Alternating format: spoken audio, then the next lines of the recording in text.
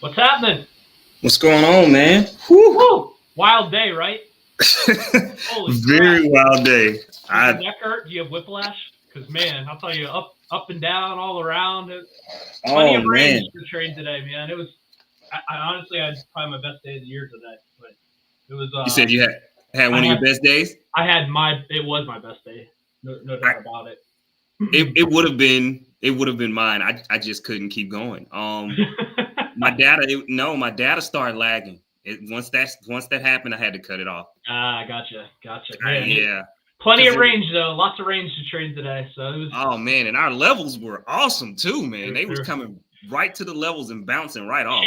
checking, coming down. Yes, dude. Everything was nice today, man. If every day could be like today, I wouldn't have to trade much longer. I could be done forever. Right, man. I was like, ooh. Yeah, no, it was crazy, great day. But like you said, I had to cut it short because my data started lagging, and oh man, I had the Swedish trade on, and I cut it off because it was. I'm looking at TraderView and I'm looking at Ninja, and they're so far off. I was like, get out of it. To just see it drop like a whole nother 100 points. Like I hate when that crap happens, and it always seems to happen when the market's like super fast too. And I mean, I know why. There's a lot of orders going through, and the price levels are changing so fast, the data just can't keep up. But still, it's frustrating as hell as a on-screen trader to have to deal with that. So, ES was fine. It was so for me, it was NQ. And NQ moves at lightning speed. So like it was going 30 points, like in swings, like seconds. Yeah. Sheesh. Yeah. Crazy. So, you want to talk a little support and resistance today? Yes, sir. Let's get into it. I think this is a great day to talk about this. I was going to say there's tons of examples. This is the building block of trading right here. This is what all strategies are basically built around. No matter really what your strategy is, unless you're using like some crazy correlations or something like that. Most of technical trading though is built off of support and resistance. So it's super important to know what it means, what the different things are. So let's dive in here. So what are support and resistance? So these are the core concepts in technical analysis that we use to predict our price movements. They help traders identify the potential entry and exit points. These are the things that we're setting up every day. When we do our market reviews, we're essentially showing you where we think support and resistance is going to be. And so what these things do is they reflect the market psychology, where buyers and sellers have been interacting recently. The market seems to have a memory. So a lot of times when you see a key area get rejected, there's a good chance that it'll probably get rejected again, or if you see it hold, there's a good chance that you might see it hold again. So that's something to keep in mind with all these things. You can see in this little graphic here. I'm going to dive into the deeper things of what exactly support is. So support, that is where you would think price is done going down. So that's where the base is, basically the floor. Think of it. Our example here shows a diagonal support line. I'm going to show examples of horizontals, dynamics, a couple other things that you can use for support here in a little bit. It represents that strong interest there that prevents any further decline to the price. Let's talk about resistance. So resistance is your overhead level, the ceiling, essentially. That's where you think price is going to stop, not getting any higher. It's where your uptrends are going to end normally. We got this big red line on this graphic here, so that would be what our resistance is. And you can see it touched 1 time, 2 times, 3, and it finally broke. And I have that rule 1, 2, 3, we're through. That's usually what I say to myself as I'm watching it. You usually get a good second test on it. The third one is getting a little weaker. Every time these levels are tested, you're eating up orders at those levels. So they are getting weaker and weaker every time. So there's more of a chance that they're going to break. Something to keep in mind there. So the psychology behind it, I talked a little bit earlier about how the market has memory. Traders remember these past levels. Most traders have gone through like Adrian and I do daily. We're setting up these various points that we want to interact with. And I think I talked one day about how if I can't spot it in a matter of seconds, it doesn't really exist to me. And for the reason that is, I want as many traders as possible to be able to see the levels that I'm wanting to work with. So that way I know that there's more people interacting. So You'll hear it sometimes called supply and demand. If you hear people talking about supply and demand trading, the buyers, they step in at the supply, sellers step in at the resistance, which is your demand. So, your emotional reactions that go along with that are obviously fear when you're selling at the resistance, greed when you're buying at the support, buying those pullbacks, looking for more upside. Selling like today, in a bear market, which we're not officially in a bear market yet, but we're creeping there. You'll see them sell the pops. So this is a busy chart that I have on here, but it shows all the different forms of support and resistance that we can have. So first one, we have this diagonal support, and that was one of the examples I had earlier. These are sometimes called trend lines. You usually get two little touches on them. That's how I'll draw them most of the time. It's more of an art form on the diagonals. I don't use a ton of them. I'll use them on major stuff, but I don't get super fixated on those. I love the horizontals. As you guys have seen every day, that's what I'm using, 90% of the time to set things up. And even on this example, this is a live example that I pulled from today. You can see a lot of different things that happened. This one broke and held, where support became resistance, which I'll show you here in a second. And then I also had included another dynamic one, and this is my favorite dynamic indicator to use, and that's the anchored VWAP. And we'll show that in detail one of these days. That'll be a lesson to come, but that is by far my favorite one to use. And that is a good example of dynamic support and resistance.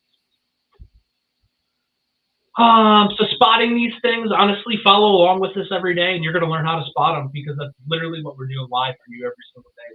We're pointing these things out. We're showing you exactly, where the support is, where we think the resistance is. Now, does it work every single time? Of course not. Some things, you get a lot of action going on in the market. Strong days like today, they'll just blow right through some of these levels, not respect them at all. It's part of trading. You make your best guess on it. You make a plan and you go with it from there. One thing to keep in mind, you notice when I go through the market reviews, I'm using a 2-hour chart and a 30-minute chart, but I actually trade on a 1-minute chart. So what I'm doing is I'm setting my levels up off of higher time frames. So I want to see where more traders have interacted. That's what I was stating earlier. Those higher time frame levels give you that ability to see where more action's taking place, and the levels are usually stronger.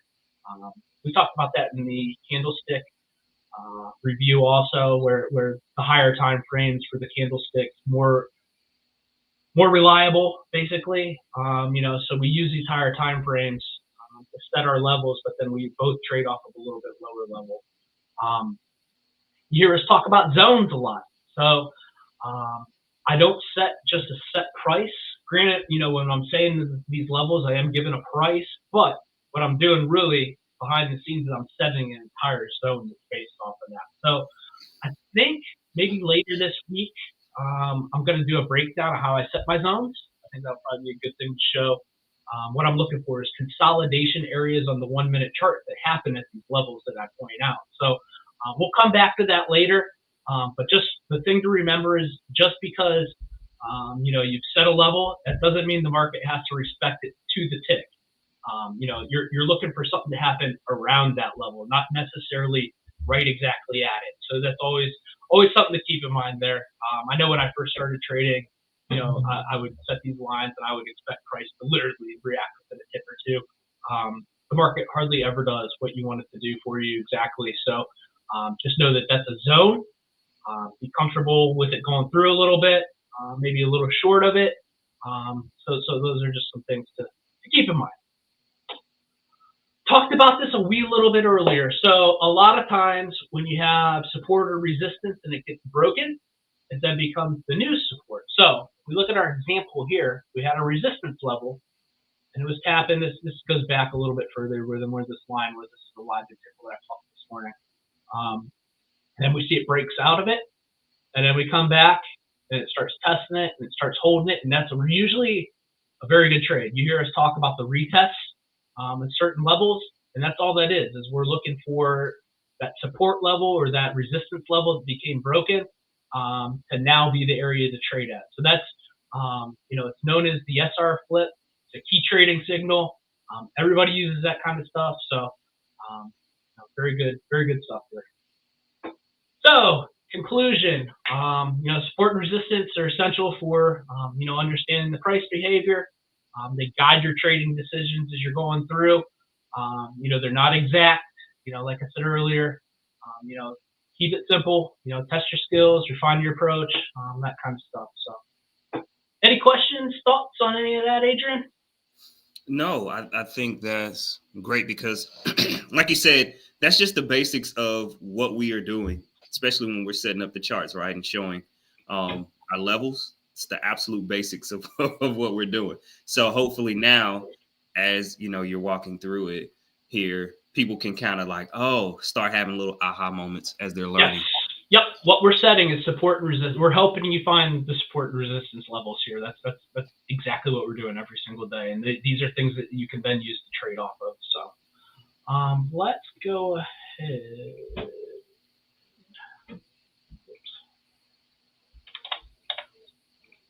Dive in here.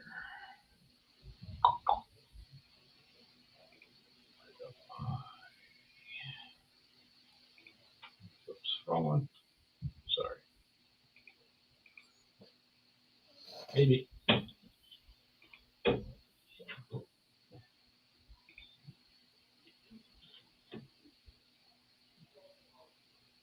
Let's start with our daily.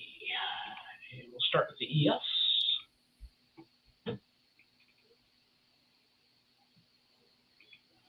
This is exactly the chart I wanted. Oh, well.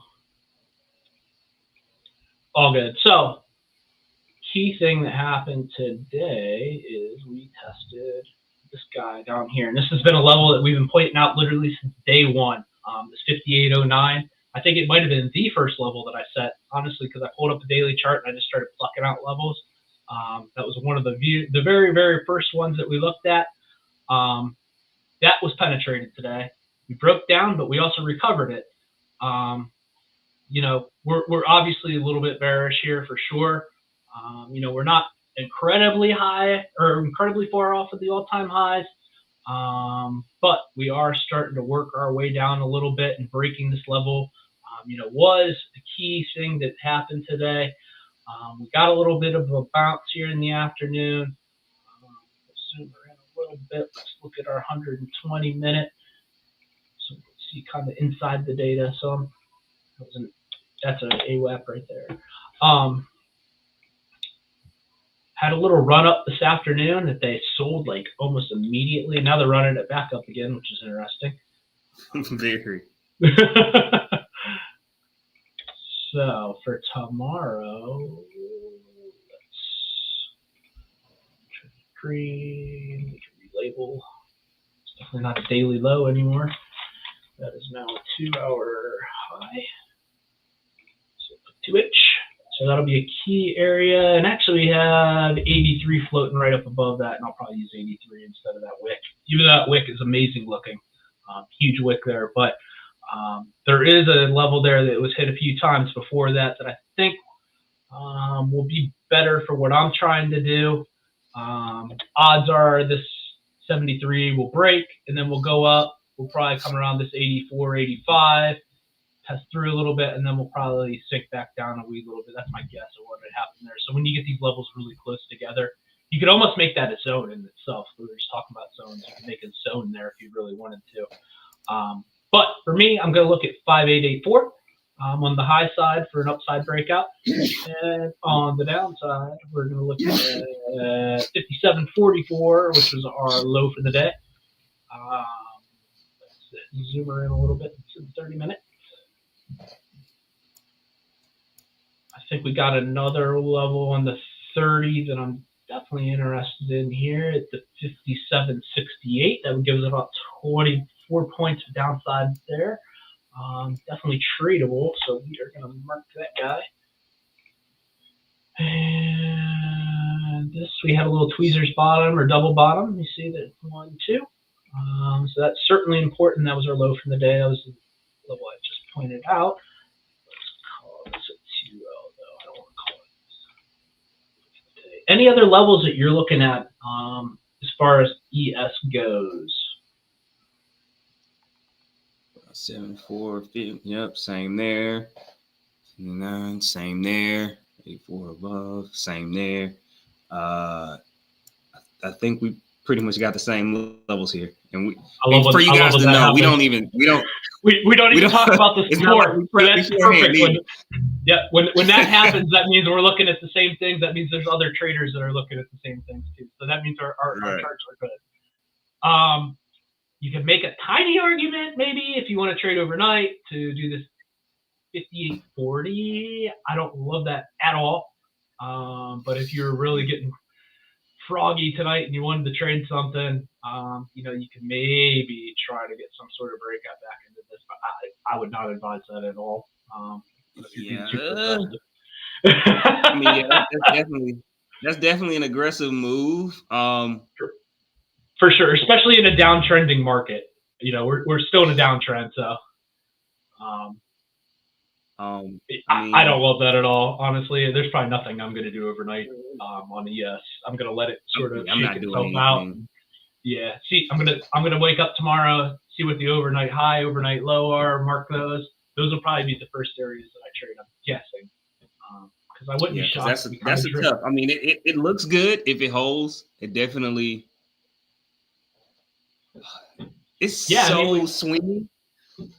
It is. And I mean, technically, we got a double bottom. Now we got our first higher low. It is sort of trying to make a little bit of a recovery here. I guess you could argue for if we break this 82 level, you're probably going to get some short squeezes, I would assume. And then we'll come back up into this 59.29, which that's been a super popular level for us all for the last week and a half. It was 59.24, but same area essentially. I would guess it will probably take a run at that then. Maybe, then we'll see what happens there. Let's move it out a little bit. Let's look at oil. So what did we do here? Well, I mean, we pretty much did exactly what we said we were going to do yesterday. We're starting to test these little lows that are down here. We got down to the bottom of the consolidation area. It's trying to catch some buyers here. That's not shocking. We are in that large consolidation. Odds are it's going to want to just chop around in here for a while unless there's some kind of breaking news that pushes it out of this consolidation zone. For some daily levels, long-term stuff, you can look at this 70-60. Because I definitely took a short off of that 67-80 area. Absolutely. We'll zoom in here. Yeah, we'll zoom in here. Yeah. But I didn't hold it. I didn't. Which is funny because we're right back in the area now. Yep. Oh wow. But this morning I took it, but I wasn't patient. And so this was the level right here, the 67.88, and this is what he's talking about. So I moved that today when I was playing around. So came down, we tested it once, and then we broke through. So it was a great trade, like Adrian said. And now our resistance is starting to become support, or it's trying to hold here. So we'll see what happens with it. As far as areas that I'm interested in, let's look at this tail top here. It's 68.56. That's probably a decent one. Let me zap that AWAP off there. Probably to the downside, we'll look at this low of the 2-hour candle at 67.62. And obviously we'll look at this low from today, but we got another. That's where we're down here. That's where we're starting to get into all those daily lows that I just showed on that daily chart. So it's going to get weird down in here. It's going to get choppy. You're going to see a lot of different bounces that happen before I think that finally breaks through. If it breaks through, honestly, it's probably going to take some kind of like crazy economic news. Somebody like announcing an official recession, something along those lines, I think, to break all those daily levels down there at the bottom. There has to be some kind of indication that the economy is like really on bad footing, I think, for it to break below 60 on oil. Because, I mean, people are still driving, people are still transporting stuff, the commodity is still needed. The only way that stuff usually breaks is when, when you hear the big bad economic news, like some kind of black swan type event. You know what I mean? So you telling me we're not in a recession already? Oh, never mind. Well, we can talk about that on another day. Yes, you could definitely argue we are right now, but it hasn't really set into the general public yet, to be honest with you. So those levels will break when everybody else kind of clues in, the data starts to wash out a little bit more. I think I don't want to go too far into that. I think we've been living in sort of a false data narrative for a little while, and I think the real data is starting to come out. So, that's all I'll say about that. But yeah, areas of interest on the 30, you can make a little argument for this 67.14. Again, though, we're down in that area with those lows. So, I mean, to play a breakout, like a breakdown there, will be a little risky. I don't know if I'll do it. It'll probably just sort of depend on what the momentum of the market looks like when we get there tomorrow, or if maybe we drop overnight and then we sit and we chop around this a little bit, maybe I'll take it. I don't think I would just take it if we just straight drop there, though, honestly. I just really don't. But I do think it's something that we can point out. How about you? You got any additional levels that I don't have? No, I think that's it. Because, I mean, we look like we're gliding up from our previous level there. That was the nice short. Yeah. It almost looks like we're trying to drift back up and retest our breakdown area here at 69.14. I think that's. I mean, if you want to be froggy, like, I think, above maybe before you get to the next 68, 29, 28 area, somewhere in there. I would be looking at what. You could hit a little quick hitter, maybe back to that old high. Right. Something along the scale out here, and then maybe try to hold for it to go up. Something along those lines if you did that. That's about it. Stop-wise, though, you're probably looking around the 20. Yeah, it's a decent trade. Yeah, I don't love it. So typically how I use those levels is I see if it breaks and holds. If it breaks and holds, then I may look to take that to the high. And those be the type of trades that I just hold on to, honestly. Yeah. I scale out after. I was just going to say, great place to scale at that top and then hold it and hope. Yeah, just have a little bit left and hold and hope. And if it breaks, that, because, man, we got a lot of area up above if it does break that. So though that's the type of trade that I would do that with. So scaling is definitely something we need to cover for folks here. Yeah, we definitely need to cover scaling, because scaling changed my life.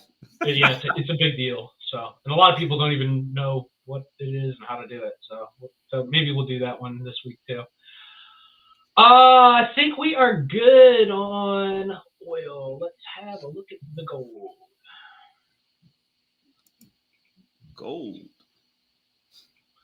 Still have our open gap down here. I don't know where my normal chart is. Sorry about that, guys. Usually I have it up. I wasn't completely prepped today, but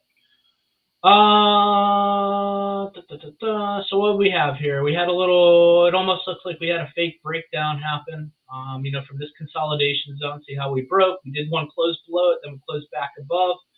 Now today we got continuation, on that.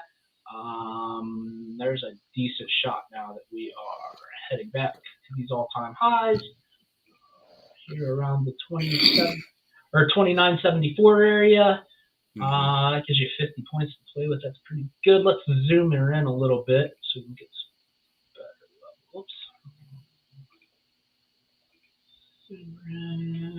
All right. Oh, I left this on here because I wanted to compliment you on it. There was a great trade off of this little area that you pointed out yesterday. It literally went exact to it, and then you got a nice little sell off. 90 ticks there. With very little risk. So that ended up actually being there was a decent little trade there for sure. And even that second one, that's where the big sell off then happened.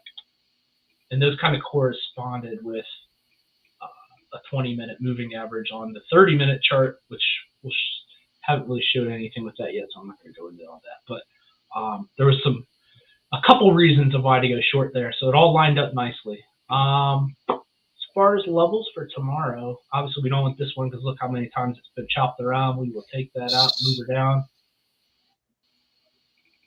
Let's go with a 2-hour low there. So that would be 29.10, which is sort of in the same little vicinity of our 29.06, which was our breakout area. I don't think I love a short per se here. This is more probably should probably be yellow more than red. For me, I think I would be getting short more here at 29.05. And that would be maybe. If I see it holding again, we're testing a breakout area. We're sort of moving back up. But if I was thinking about a short, that's probably where I would start to consider it.